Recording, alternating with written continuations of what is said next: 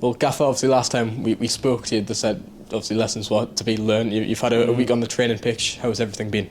Yeah, it's been a tough week. I think there's sometimes a reminder for the players that how important that energy and enthusiasm is. And we as coaches, you have to be open-minded to what needs training in that moment. I think we needed to train a lot of high-intensity running and a lot of high-intensity practices, which we've done. And and the players have probably felt physically for that. So we'll start tailoring down now towards the weekend and the specifics of the test in front of us, and try and work back from there. But we certainly know we need to respond with a much better performance. Does Saturday provide you with a different challenge? Absolute was slightly out of form going into the game. Dagenham are very much in form with their most recent result. Yeah, no. They're always really good games, and they're always quite methodical against Ben's teams. And you have to be wary of that. They've also got a couple, 2 or 3 offensive players that are very much in form. One obviously previously being with ourselves, and we need to be prepared for that. So we'll prepare. We have an unbelievable belief in our guys. I think the most important thing, as always, in the early stages of the season is you've got to try and learn while trying to pick up as many points as possible, because the points give you a little bit more time to carry on learning. And I think that we're learning all the time about the combinations of players that we can't and we can field in any one moment. We're learning about which players tend to wield more points per game than others. Every possible margin that you can be analytical with, I think we're trying to address all the time. So that is just part of an ongoing process. I don't think anyone's gone too overboard post Saturday. We're disappointed. The players were very disappointed, as were the staff. Any loss, it ruins everyone's weekend, whether you're a supporter or an employee. And we need to try and make sure that this weekend is a really positive one. Is that learning process something, as a manager, that you experience all throughout the season? Obviously, August, you learnt a lot. You mentioned benchmarking, but does that carry on all the way? Yeah, for sure. Yeah, it always comes in different waves and almost fashions and trends because of player availability, player suspension, player injury, player form, things that are happening at home with certain players and lots of things like that. So I think over the course of a season, your team has to try and evolve at least 3 times. We started the season and we still retain or if not one of the best defensive organisations in the division. We need to build on that constantly. It does take time. It took all of pre-season and those early stages of this season for us to develop that defensive cohesion. And now we just need to start maybe winding back a little and opening up a bit more, but it can't be at the detriment of us starting to give away bad goals, and that being a big difference. Saturday is the first poor goal we've given away. So it's going to happen, of course it does, but we need to try and reduce those moments as much as possible. We also need to be, conscious of, with our sendings off so far, we still had a third of the games with 10 men. And Saturday we implemented 0 aggression to the game at all. So there's a balance to be had in those moments. But I think that learning and that evolution of what combinations of players and that can work together and can't work together or are not as optimal as such when they are together, I think that's a really important thing that we have to carry on working through. We'll just touch on player news. Obviously 1 or 2 departures and incomings this week, but we'll just touch on Darren Robinson as well. Obviously been missing for a week or 2 with international duty. A great experience for him personally. Yeah, for sure. I've been very fortunate to work with lots of the Northern Irish internationals especially in my development career, and obviously a brilliant experience for him to carry on and continue. He's got a long-standing history with playing internationally for his country. So it was good for him to get away. He came in a really congested time, and training time was quite few and far between for Darren. But he's trained very well this week. He's You know, he shows a really good character, a really strong mentality every day. He's very, very low maintenance for a young player, which is great. And he just needs to keep working away. I'm sure his time will come. Yeah, and Louis Stevenson obviously departing the club on loan, played last night, kept a clean sheet, and obviously Blythe getting a 3-0 win over Stockton. Just can you explain more about that loan move for Yeah, it's a bit of a heart and head one with Louis, because my head tells me we're going to need him, but my heart says he's an 18-year-old chap who needs to carry on that cycle of training all week professionally and having a game at the end of it. I think that's a really important part of being a first-year pro, which is his current status. And it was very easy for me to be selfish and just keep him in training. He'd not made a couple of the squads.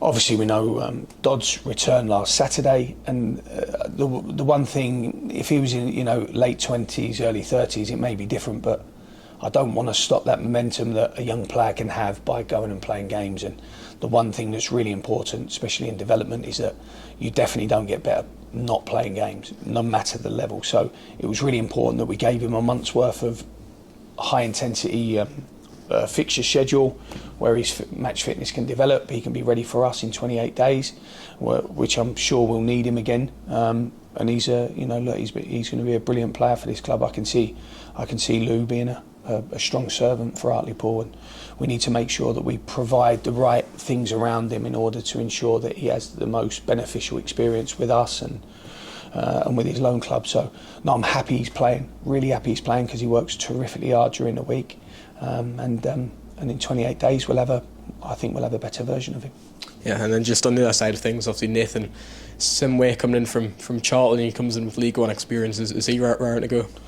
Yeah, Nathan featured partially for Charlton against Cambridge on Wednesday night.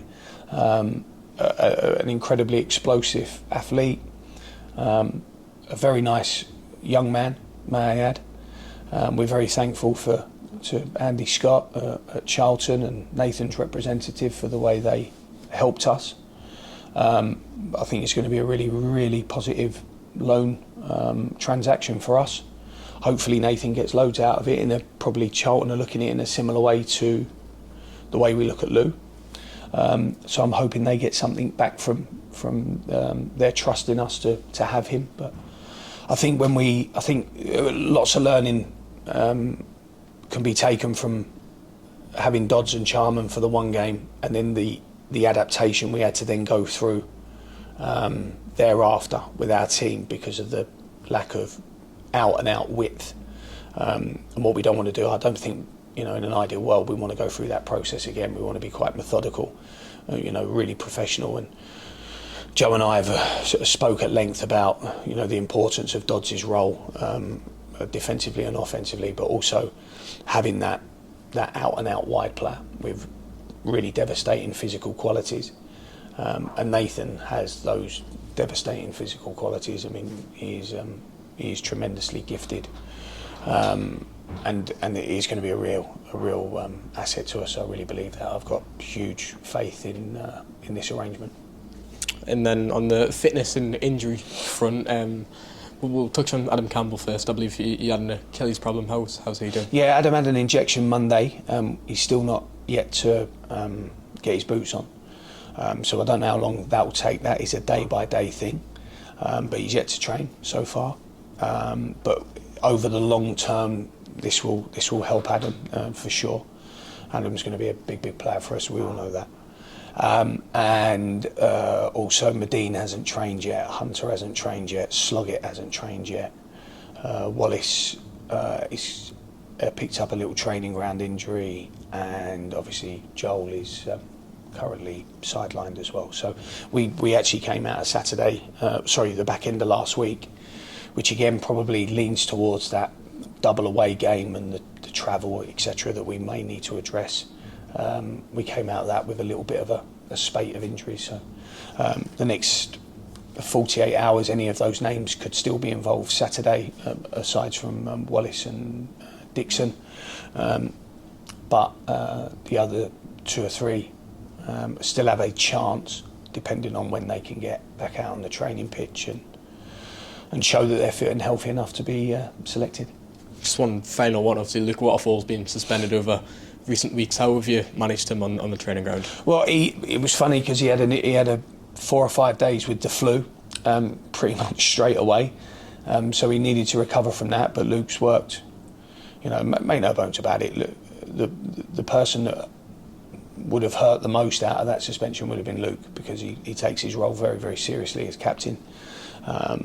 It wasn't a great look, the sending off. I don't think anyone would believe that Luke Waterfall would get sent off in that manner purposely. But it wasn't a good look. But he's worked incredibly hard, really hard. He had a problem with his back in pre-season. I think we managed to really get to the bottom of that now.